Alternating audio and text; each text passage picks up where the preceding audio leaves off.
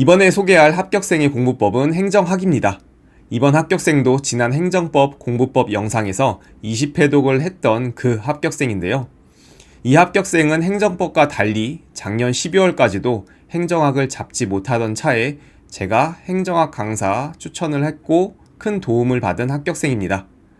모의고사에서 최대 80점을 넘지 못하다가 커리큘럼을 갈아탄 후 모의고사 평균 95점, 23년 지방직 행정학 95점이라는 드라마틱한 상승을 이루어냈다고 하는데요. 그러면 합격생은 어떻게 행정학을 공부했는지 합격생의 공부법 행정학편 바로 시작하겠습니다. 22년 12월부터 황철곤 선생님의 패스프레소, 기출 1000제, 오마주, 슈퍼서브 300제, 기출 추룩 100제, 동영 모의고사 시즌 1, 2를 수강하며 커리를 마감하였습니다. 원래는 패스프레소만 수강하고 기출문제집, 동영 모의고사 시즌 1, 2 정도만 풀 생각이었으나 강의를 들은 후에 생각이 바뀌었다고 하는데요. 지난 행정법 영상에서도 소개했지만 이 합격생은 극한의 효율성을 추구하기 때문에 처음에 강의를 들을 때 매우 자세하게 설명을 받아 적은 후 자기가 적어놓은 설명을 기반으로 빠른 회독을 진행하는 공부 방법을 활용하고 있습니다. 제가 황철곤 선생님을 추천했고 황철곤 선생님이 가진 장점들이 합격생이 찾던 것이어서 얼마 남지 않은 기간에 커리큘럼을 변경했음에도 합격생이 가진 공부법을 적용해서 국가직 시험 전까지 기출 1800제를 5회독, 기출 오마주 500제를 3회독 추가하였고 동영 시즌 1, 2는 횟수를 세지 않고 하루에 2회씩 반복해서 풀었다고 합니다. 그럼 합격생은 황철곤 선생님의 커리큘럼을 어떻게 활용했을까요? 먼저 합격생은 황철곤 선생님의 강의의 3가지 특징이 자신의 공부법을 궁극적으로 완성시켰다고 말합니다. 먼저 DIY가 가능한 요약서입니다. 황철곤 선생님의 요약서 패스프레소를 보면 매우 간결한 구성이 특징인데요. 이렇게 쳐내도 되나 싶을 정도로 핵심적인 개념만 담아두었기 때문에 가독성이 좋고 추가적인 설명이 필요할 경우 여백에 얼마든지 추가할 수 있습니다.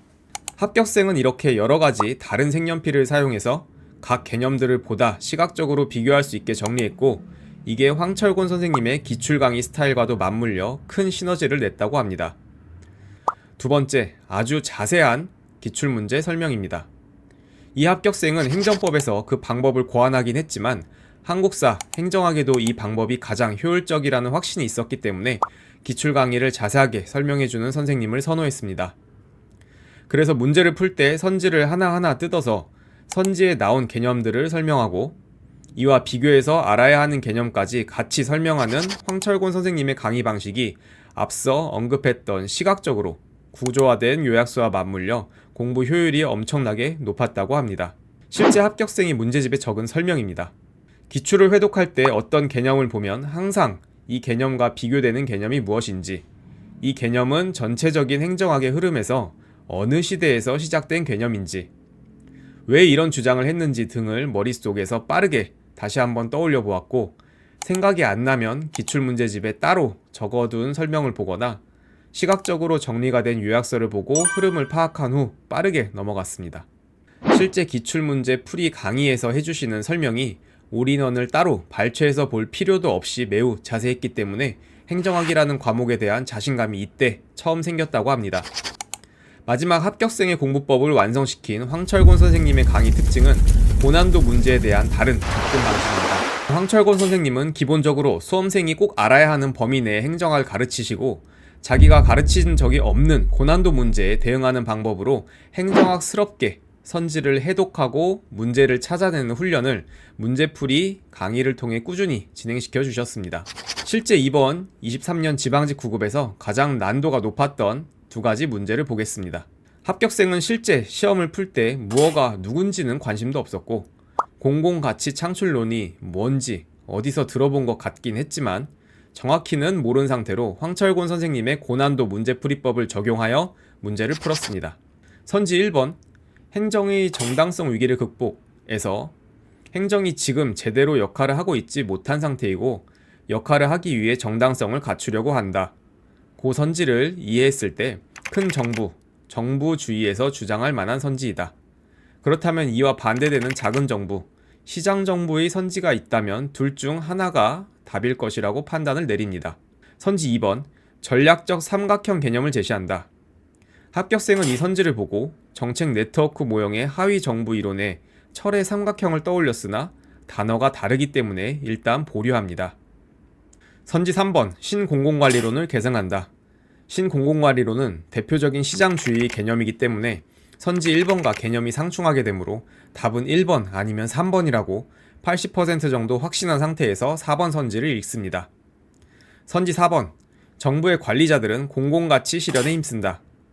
뉴 거버넌스의 신공공 서비스론이 가장 먼저 떠올랐으며 신공공관리론을 비판하며 나온 개념이기 때문에 선지 1번과 4번이 3번과 대척되는 주장이기 때문에 합격생은 답이 3번이라고 확신하고 문제를 마무리합니다. 두 번째로 합격생이 실제로 적용한 문제풀이 논리를 다시 한번 보겠습니다.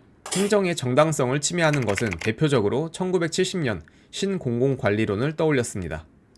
신공공관리론을 비판했으니 신공공서비스론을 말하는 것일까? 라고 생각했습니다. 두 번째, 직업공무원제를 옹호한다. 시장주의 대표 개념격인 신공공관리론은 직업공무원제를 적극적으로 반대했었기 때문에 선지 1번과 결이 비슷하다고 일단 보류합니다.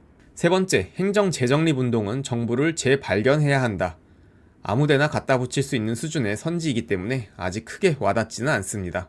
네 번째, 신행정학의 태동은 1960년대이기 때문에 답은 1번 아니면 4번이라는 생각을 가지고 다시 한번 선지를 읽습니다. 다른 건 몰라도 신행정학의 태동은 미노부룩 회의인 것, 바로 그전 행정학의 주류가 행태론이었다는 점을 기억한다면 이론 중심의 행태론은 집어치우고 문제를 해결하자는 것이 신행정학이기 때문에 재정립이라는 말과 맞지 않다고 결론을 내리고 답을 4번으로 정하게 됩니다. 또한 동형모의고사 출시 이후로 매일 2회씩 풀면서 어렵거나 생소한 선지에 강제로 노출되고 아는 문제라 할지라도 강의를 반드시 수강하여 내가 해석한 것이 맞는지 다른 해석 방법이 있지는 않은지를 확인하며 선지를 해독하는 방법을 꾸준히 훈련해서 지방직에서 결국 좋은 결과를 얻을 수 있었습니다. 합격생의 공부법 행정학 편이었습니다.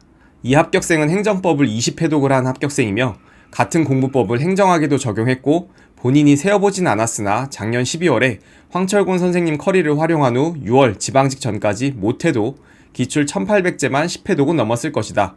오마주와 기타 다른 문제집을 합치면 더 될 것이다. 그 정도로 문제 해설 강의가 자세하다면 강의 수강을 통해 폭발적으로 회독 속도를 낼 수 있다고 합니다. 또 합격생은 시험까지 얼마 남지 않은 시점에서 제 조언을 통해 정한 커리를 우직하게 밀고 나간 것이 이번 시험에서 가장 큰 전환점이었으며 지방직 합격에 도움이 되었다고 합니다. 합격생의 공부법 행정학 편이었습니다. 앞으로도 다양한 합격생의 공부법을 소개해드릴 예정이니 합격생들의 노하우를 통해 자신에게 맞는 공부 방법을 정립하시고 빠르게 합격에 도달하시길 바랍니다.